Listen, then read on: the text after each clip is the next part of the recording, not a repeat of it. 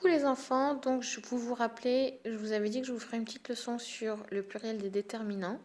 Donc la voici, pour l'instant vous n'avez qu'une moitié parce que je vais voir avec vous. Je vous conseille, je vous propose même de la copier sur votre cahier de leçons. Moi je vais la photographier et je vous l'enverrai dans votre dossier personnel. Mais c'est mieux si vous la copiez dans votre cahier de leçons. Comme ça, déjà d'une, vous n'avez pas besoin de l'imprimer et de deux, ça vous la fait apprendre un peu. Donc ici nous avons les déterminants au singulier, donc vous les reconnaissez normalement, le, la et l'apostrophe, un, une, ce, cette, celui-là c'est pour les mots, les noms masculins qui commencent par une voyelle. Par exemple le mot avion, on dit un avion, mais on ne dit pas ce avion, donc on met le petit t pour faire cet avion, mais ça reste masculin. Donc on fera très attention à celui-ci. On entend la même chose que là, c'est-à-dire 7, mais il ne s'écrit pas de la même façon, masculin, féminin. Mon, ma, ton, ta, son, sa, notre, votre et leur. Alors ceux-là, vous remarquez qu'ils vont avec les pronoms personnels de la conjugaison, c'est-à-dire ça c'est pour je, ça c'est pour tu, ça c'est pour il ou elle sans S, ça c'est pour notre, ça c'est pour nous, ça c'est pour vous, et ça c'est pour il avec un S ou elle avec un S. Donc maintenant, ça reste quand même le singulier.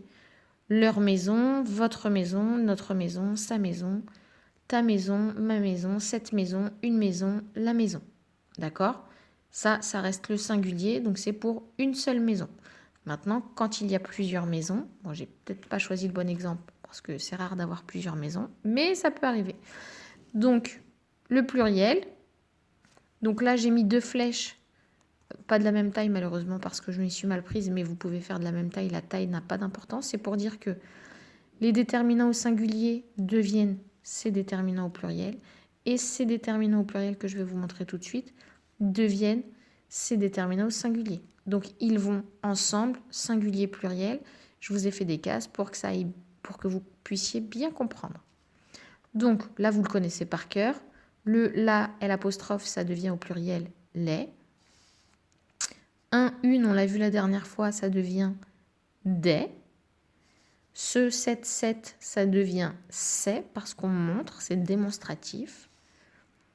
Mais c'est quand il y a au singulier mon ou ma, donc c'est possessif.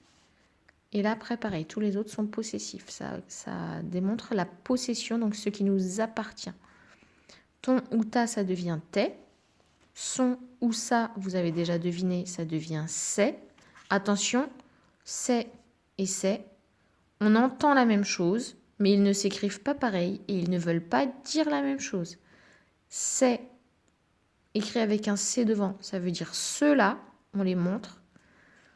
C'est avec un S devant, ça indique la possession, donc ça veut dire les siens ou les siennes si c'est du féminin. D'accord? Donc attention, on entend la même chose, mais lorsqu'on écrit, ça ne s'écrit pas de la même façon parce que ça n'a pas le même sens. Et vous savez à quel point le sens est important lorsqu'on écrit des choses. Donc, on continue. Notre, ça devient nos. Votre, ça devient vos. Leur, ça devient leur avec un S. On entend la même chose, mais pareil, ça ne veut pas dire la même chose. Là, ça veut dire qu'il y en a un, et là, ça veut dire qu'il y en a plusieurs. D'accord? Donc, ce petit tableau, je vais vous le photographier, et je vais vous le poster dans vos dossiers personnels. Je vous conseille vraiment D'ailleurs, je vous demande de l'écrire dans votre cahier de leçons. Ça sera votre nouvelle leçon. On respecte la présentation. Donc, je vous explique juste là. Moi, j'ai tracé un carré trop bas. Donc, vous pouvez directement tracer ici. Parce que vous voyez là, moi, du coup, ça dépasse des lignes. C'est pas très grave, hein, mais c'est juste ne sauter qu'une ligne. J'en ai sauté 2, comme vous le voyez. Ne sauter qu'une ligne pour avoir un tableau qui entre complètement dans la page. Ensuite, pour la taille du tableau, j'ai compté, il y a de la marge au bout de la page, il y a 17 carreaux. Donc vous voyez, j'en ai laissé un, puisque comme ça, on a 8 carreaux là et 8 carreaux là. Ça nous fait 16 carreaux. Donc, on peut avoir des cases de la même taille. Et la hauteur de chaque case est de 2 carreaux, comme vous pouvez le voir. Je vous rappelle que si vous ne savez pas, vous mettez pause, vous observez et vous faites exactement la même chose. Vous faites attention à la taille des lettres, vous faites attention à la présentation et vous faites attention à bien écrire le déterminant au pluriel dans la bonne case par rapport à ceux au singulier. D'accord? Donc, on écrit le, la, l et on écrit les. On ne fait pas d'abord toute cette colonne et ensuite toute cette colonne, ça risque de nous induire en erreur. Donc, on écrit, on change de déterminant. C'est comme ça qu'on va les apprendre. Si vous faites tout le singulier et ensuite tout le pluriel, vous n'allez rien retenir. Si vous faites les déterminants au singulier, hop, ce qu'ils deviennent au pluriel, vous allez mieux retenir. Donc j'espère avoir été claire. Je compte sur vous. On prend son cahier de français, on écrit le titre à 3 carreaux comme d'habitude, on souligne à l'interligne d'en dessous et ensuite on saute une seule ligne, pas comme moi, on saute une seule ligne et on fait le tableau 16 carreaux, donc 8 et 8 et 2 carreaux de hauteur à chaque fois.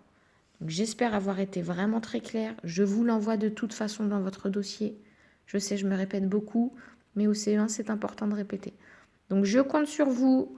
Il faut vraiment les connaître par cœur, par cœur, par cœur.